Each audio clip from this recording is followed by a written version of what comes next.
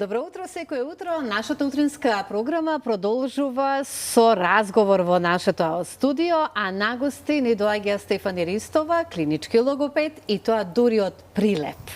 Добро утро и благодарам што допатува од Прилеп и што ќе бидеш дел од нашата утринска програма како млад логопед. Добро утро и вас и благодарам за поканата да бидам ваш гостин. Секако, драго ми е навистина и како што зборувавме и кажав, кога се одбира токму оваа професија, ти си навистина млада. И се работи со дечиња, на кои што треба да им се посвети многу внимание, многу труд, многу љубов, за да дојдеме до оној посакуван резултат. Меѓутоа, кога зборуваме за логопедот, еве насловот ќе ни биде подготовка на децата за училиште. Може би нас не делува дека е рано, но не е рано, затоа што подготовките треба многу порано да се работи со дечињата, за да на училиште ги покажат резултатите доколку се соочуваат со проблеми. Сега, јас прво ќе прашам што представува професијата логопед и со што точно се занимава? Така, логопед првенствено представува стручно лице кое што работи во делот на превенција, проценка, дијагностика и третман, поточно рехабилитација на лицата со патологија во вербалната комуникација. Значи, нашата работа опфаќа, да кажем, го опфаќа развојот и корекцијата на говорот, јазикот, разбирањето и комуникацијата во целост. Исто така, логопедите работат со деца со типичен и атипичен развој. Нашата работа е секогаш индивидуална, со прилагоден пристап кон секое детенце и најчесто се одвива... се обрнува внимание. Точно, да. Така, да. И најчесто се одвива преку игра, бидејќи не сакаме децата да чувствуваат притисок, дека од нив се бара само да се учи, туку сето тоа да биде приложено на еден игрив и интересен начин за нив. Впрочем, како името на вашиот центар во Прилеп, да потенцираме? Најпрво името, мислам, многу размислував кога дојде време да се одлучи за името, нели Логоленд. Логоленд, да. Интересно звучи, како некако вид како игротека. Да, многу ме потсетуваше некако на Дизниленд, што нели секој дете сака да го посети Дизниленд. Од друга страна лого, нели како логопед, нешто за говор. Така да сметав дека Логоленд би било баш интересно и примамливо за децата. Ние сме имале логопеди тука, се разбира, во нашата утринска програма, кои што соработуваме со нив од Скопје. Меѓутоа, јас изразив желба ова утро токму и со тебе, затоа што ни доаѓаш од Прилеп. Сега, ме интересира, прво ќе те прашам, па потоа ќе се продолжиме ние со нашиот разговор, зошто ти, еве млада си, да, и се одлучи токму за оваа професија? Што беше примамливо да кажеш, да, јас, Стефани Ристова, еден ден сакам да бидам клинички логопед? Што беше пресудно? Најискрено пресудна беше мојата љубов за, да речам, за деца и за времето поминато со деца. Уште од многу мала обожавав деца и многу сакав да сум во нивно присуство. Да, и потоа како поминуваше времето, сватив дека уствари можам љубовта да ја искористам на начин да му помогнам на децата, да го достигнат нивниот максимум кога се работи нели за развојот на говорот. Кога првпат се сретнав со логопедијата, сватив уствари колку е како професија благородна и колку е посебна. Потоа... Во што најмногу посебна? Најмногу посебна, бидејќи е различен, секој час, секој детенце е различно, бидејќи се работи со игра, барам многу трпение. Еве гледаме во моментот и фотографии од Логоленд и на каков начин се работи со дечињата. Што е ова? Ова претходно што го видовме се логопедски сонди, што ги користиме за поставување на говорните органи на правилна позиција, за да можеме точно да изговориме некој глас. Да, овие се некои, да кажам, мои изработки, кои лично јас сум ги направила со цел да им овозможам на децата. Да, како што кажав, сето да се одвива преку игра. Така. Едукација, ова е слика од работилницата, да, што ги, мислам, работилниците што ги држам за подготовки на првачиња. Таму не сега, ајде успевам... малку врската помеѓу цртежот, еве Логоленд и многу интересно како привлечно и за дечињата. Ајде врската помеѓу, имавме можност да погледнеме цртежи. Децата цртаат, која е токму слушалки, еве имаме исто. Ќе искористиме од овие фотографии да искоментираме што точно се работи, на каков принцип и начин во вашиот центар, за да им се помогне на сите оние дечиња кои што се соочуваат со проблем. Еве сега не е тоа дека Прилеп, меѓутоа меѓутоа можеби има разлика, не знаеме, зависно од говорното подрачје. Сепак со што најмногу, со каков проблем се соочуваат еве дечињата во Прилеп со оглед на тоа дека работиме веќе цела една година со нив? Што ќе истакнеме како најголем проблем? Можам да кажам дека најчесто родителите се јавуваат кај нас и доаѓаат нели за совет, за насоки, за консултации, најчесто заради погрешен изговор на гласови, значи некој детенце доколку не изговара некој глас или група гласови точно. Исто така многу често се случува да дојдат заради доцнење во говорот или доколку детенцето користи многу мал вокабулар, исто заради неразбирливост на говорот. Во години е веќе каде што треба да се зборува, нели очекуваме од нив веќе да почнат да зборуваат. Најчесто за доцнење на говорот се јавуваат, значи после 2,5 години, да речам после третата година, тоа е често доба на децата каде што родителите го користат да се консултираат со нас за развојот на говорот. Но јас сметам дека тоа може да се случи многу порано, бидејќи раната интервенција е многу важна во тој период. Значи од клучно значење колку порано се започне со третманите, особено кај тие деца кои што доцнат со говорот, толку имаме побрз и подобар резултат во понатамошниот живот. Еве кога споменуваме побрз резултат, за кое време ќе истакнеме? Месец, два, три, пример сега земам. Зависно индивидуално секако од дечињата, меѓутоа во глобала еве во некој процент можеби за успех на дечињата за понатаму во животот. Како што кажав, најмногу, значи тоа е едно од најчестите прашања што ги добиваме кога ќе дојдат родителите со децата на консултација, пример колку време треба да доаѓаме, без разлика дали се работи за глас. Најчесто малку се понетрпеливи родителите, можам да кажам, кога имаме кога треба да коригираме некој глас. Пример, кога треба да се коригира Л или Р, морам да кажам дека без разлика, значи две исти дечиња, едното може да ја научи конкретно да кажем Р за 2 месеци, другото може да му требаат и 6-7 месеци. Да, тоа сакам да го потенцираме. Многу зависи од проблематиката што се решава, многу зависи од детенцето, значи колку детето има соработка со нас, колку детето се вложува и сака да научи, и исто така најмногу зависи од родителите, континуитетот, значи колку се редовни на третманите и колку ги следат нашите насоки за дома да работат со децата. Да. Колку е важно и на каков начин, еве, дојдовме и до тоа прашање, значи родителите кога треба да кажат сега е време моето дете да посети логопед. Ние кажавме од околу, меѓутоа еве сега конкретно прашувам кога е точното време? Вистинското време, мислам тоа може да ви го кажат сите стручни лица, вистинското време да се побара помош од стручно лице, поточно логопед, е секогаш кога ќе родителот ќе се појави некаков тип на сомнеш, да кажам, за околу развојот на говорот на детенцето. Најчесто сомнежите на родителите се реални, бидејќи родителите најдобро си ги познаваат сопствените деца и најголем дел од времето, да речам, се со нив.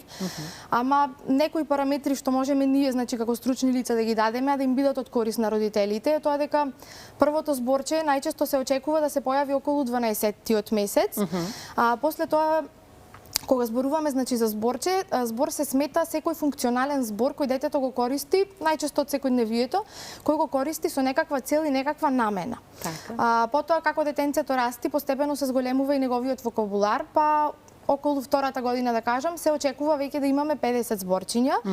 Потоа, исто постепено, значи повторно расте вокабуларот, секојдневно, најчесто зборчињата нови, најчесто зборчињата што ги потребуваат децата, се, можам да кажам, зборчиња од секојдневието, кои што постојано ги слушаат. После околу третата година, поточно после третата година, веќе почнуваат одредени гласови да се исчистуваат во изговорот и говорот секојдневно станува се поразбирлив и поразбирлив, а од друга страна кога зборуваме за артикулацијските, да речам, добивањето на гласови, чисти гласови, секако постои редослед со кој се добиваат, но важно е родителите да знаат дека детенце од 5,5 години мора точно и правилно да ги изговара сите гласови на јазикот. Веќе на 5 годишната возраст, 5,5 години, да, значи најчесто, да кажам, родителите се јавуваат кај нас на предшколска возраст, каде некогаш е доцна за да стасаме додека детето тргне во училиште. Меѓутоа се работи на тоа. Меѓутоа се работи, да, постојано работиме, но најдобро е пред детето да почне на училиште да ги има совладано сите гласови, да користи целосни реченици, веќе да има развиено способност. Да имаме подготовка за училиште, така да. Способност за комуникација и плюс, оглед на тоа дека за жал живееме во едно малку така специфично време, па може би некои од дечињата ке се погоди да се исмејува со детенце кој што може би има некој проблем во говорот, и тоа може плюс додатно да дојде до повлекување на самото дете и неискористување на неговиот максимален капацитет, да кажем, кој за што си го има, учење. така. Добро, дојдовме и до оној момент каде што јас сакам да прашам да ги искористиме овие минути, затоа што е многу важно екранизацијата, технологијата. Дали тие воопшто влијаат врз говорот на детето, на каков начин, и мислам дека е сега токму време да го појасниме и овој момент, затоа што е многу големо прашање, телефоните децињата ги имаат и од, за жал, мала возраст. Точно така, морам да кажам, значи улогата на технологијата, барем сега во денешно време, е многу голема и многу сериозна и веќе е добро документирано, морам да кажам. Се почесто во пракса се среќаваме со дечиња на 2 до 3 годишна возраст, кои се уште не се прозборувани, но тоа не е најголемиот проблем, туку воопшто не се ни заинтересирани за никаков тип на комуникација, дури ни за социјализација, за никакво дружење, играње со дечиња. Да.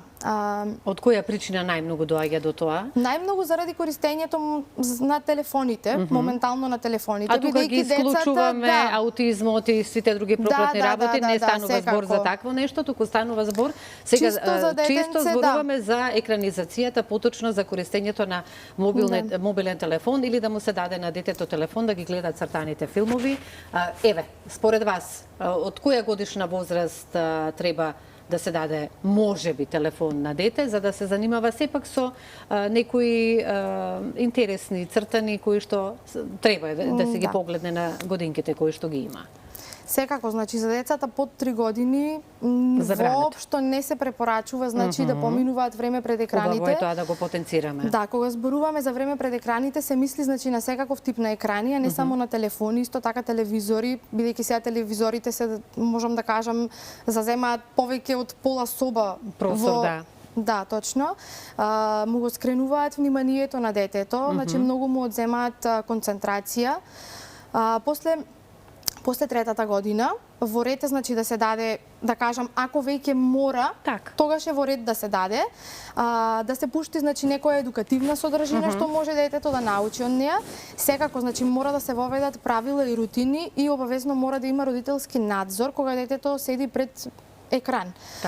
Исто така, значи, доколку мора да се користи екранот, кажавме, кај децата над 3 години, препорачливо е тоа да биде помалку од 1 час во текот на денот, да се гледаат едукативни видеа и родителот постојано да комуницира со детенцето. Да, значи тука ќе потенцираме дека вие сте го имале тој проблем со дечињата кои што користеле екран и тоа од каде точно знаете дека тие дечиња имаат проблем во говорот затоа што го користеле многу често мобилниот телефон. Тоа најмногу се забележува затоа што децата не сакаат да комуницираат, едноставно не сакаат се во светот на телефонот таму. Да, воопшто значи не се заинтересирани за никаква, да речам, социјализација, ни со возрастни, ни со деца. Едноставно нема како да немаат потреба да искомуницираат.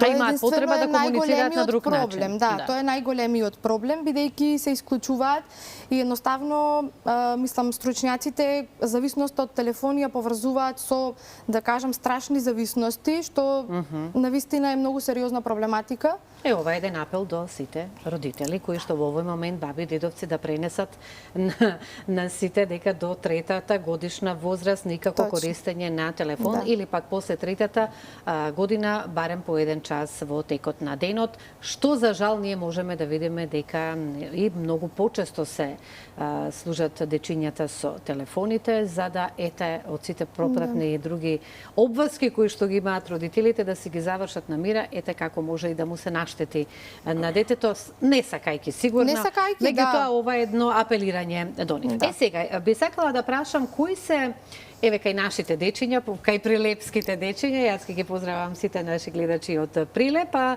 да завршиме некаде со тоа кои се најчестите букви проблем со претпоставувам Л и Р, но и останатите.